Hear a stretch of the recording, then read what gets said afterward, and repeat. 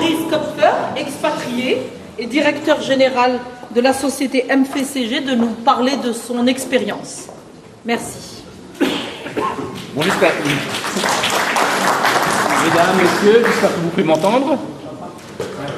Ok. Jean-Luc m'a cordialement invité à partager avec vous mon expérience d'expatrié. C'est une expérience qui s'est faite dans la durée, environ 25 ans. C'est pas facile de préparer un discours, et je me suis dit, mais qu'est-ce que je vais leur dire? Et ce matin encore plus, je commence à paniquer lorsque Jean-Luc me dit, t'en as pour une demi-heure. Alors j'ai que prévu 10 minutes. En tout cas, les enseignements que je vais vous présenter sont tirés de mon vécu, et ce sont des pistes possibles pour permettre une adaptation plus rapide dans le pays d'accueil. D'une manière générale, selon les enquêtes réalisées, l'expatriation se place plutôt bien. 8 expatriations sur 10 se terminent positivement selon ces enquêtes. Donc c'est une bonne chose. On est plutôt dans le domaine positif. Ceci ne veut pas dire que tout a toujours été facile et simple pour les expatriés. Et j'ai eu l'occasion de connaître un grand nombre d'entre eux qui sont devenus mes amis et qui m'ont dit qu'ils n'ont jamais échappé à la traditionnelle phase de frustration, voire de désillusion. C'est un réel choc culturel qui suit la période nuptiale ou la lune de miel. L'idée, bien entendu, est d'entrer au plus vite, sans trop de casse, dans la phase d'accoutumance, où on a pris ses repères par rapport aux pratiques et à la culture locale. En ce qui me concerne, ces différentes phases ont été de durée très variable au fil des expatriations successives. J'attribue essentiellement ces écarts au degré de préparation et à la motivation de s'expatrier. Là, je parle de la motivation intrinsèque. Vraiment, pourquoi est-ce qu'on y va? Pour ma première expatriation en Angleterre, dans la fin des années 80, mes attentes n'étaient pas une progression de carrière ou un avancement accéléré, mais simplement une envie partagée avec mon épouse de découvrir une nouvelle culture, de vivre un dépaysement total par rapport à notre environnement en Alsace, notre vie familiale, notre cercle d'amis également. Dans ce contexte motivationnel, les phases de lune de miel et d'accoutumance ont été totalement imbriquées. Au point où, au bout de 2 ans, en fin de mission, j'ai décidé de rester en Angleterre sur les bases d'un contrat local. Vous aurez certainement relevé que j'ai utilisé également le mot « nous ». En effet, l'expatriation, lorsqu'on vit en couple, se fait à 2.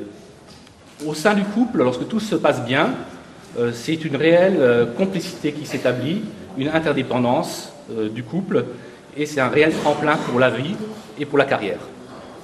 Si le couple se porte mal, l'expatriation, le plus souvent, finit également par un tremplin. Mais un tremplin vers les abîmes et une fin inéluctable.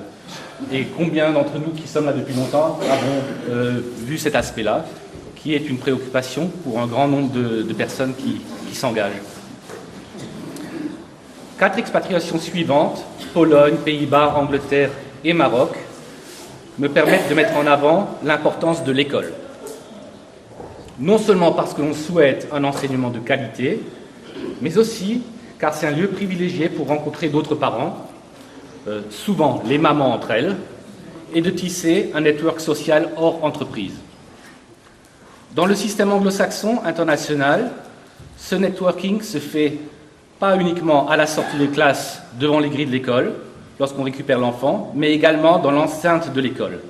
Il y a une réelle implication dans la vie de l'école, une proximité avec les enseignants et des discussions avec l'administration et entre les parents.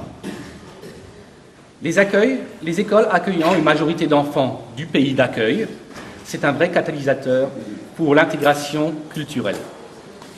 Les contacts s'établissent, les connaissances se transforment rapidement en amis. Je pense vraiment qu'il reste un chemin important à parcourir pour ouvrir les portes des écoles françaises aux parents et également pour ne pas restreindre la fonction de l'enseignant à un exécutant du curriculum. Donc ça, c'est mon premier message par rapport à mon vécu.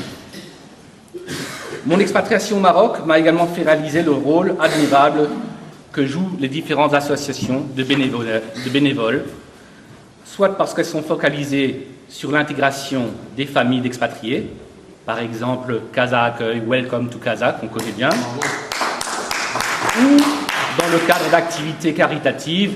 L'exemple que j'ai vécu, c'est American International Women's Club. Ces associations rassemblent des énergies positives des conjoints d'expatriés et permettent aux nouvel arrivants de se lier d'amitié. Leur rôle se doit toutefois de complémenter le travail des institutions françaises à l'étranger et non de pallier à l'absence d'une approche intégrée, plus holistique. Ces associations méritent plus de soutien et une reconnaissance formalisée. Pour moi, elles sont d'utilité publique pour l'expatrié et leur contribution est essentielle. Nous avons aussi pu observer dans la durée beaucoup de progrès au niveau de l'accueil consulaire et certainement dans ces dernières années une accélération de ce progrès. On pourrait pourtant aller plus loin et trouver des solutions pour que les ressortissants européens puissent avoir un accès à des services administratifs locaux plus fluides. Certaines demandes relèvent vraiment du parcours du combattant. Je pense à la mise en place d'un guichet unique pour l'individu expatrié, de la même manière qu'on le fait pour les entreprises. Finalement, et pour conclure par rapport à l'expatriation, je me dois d'évoquer la problématique du retour, ne souhaitant pas vivre un choc culturel inversé trop long et trop intense si je décide de rentrer en France. En tant qu'expatriés, nous sommes tous éloignés physiquement, mais ô combien proches et attachés à nos valeurs de démocratie, à notre modèle social et à notre rayonnement dans le monde. Nous ambitionnons l'excellence pour notre pays, ce qui nous rend parfois un peu critiques, surtout lorsque nous retournons chez nous pour des périodes courtes. Nous sommes fiers d'être français et apprécions d'avoir très prochainement des représentants de nos communautés d'expatriés au Parlement.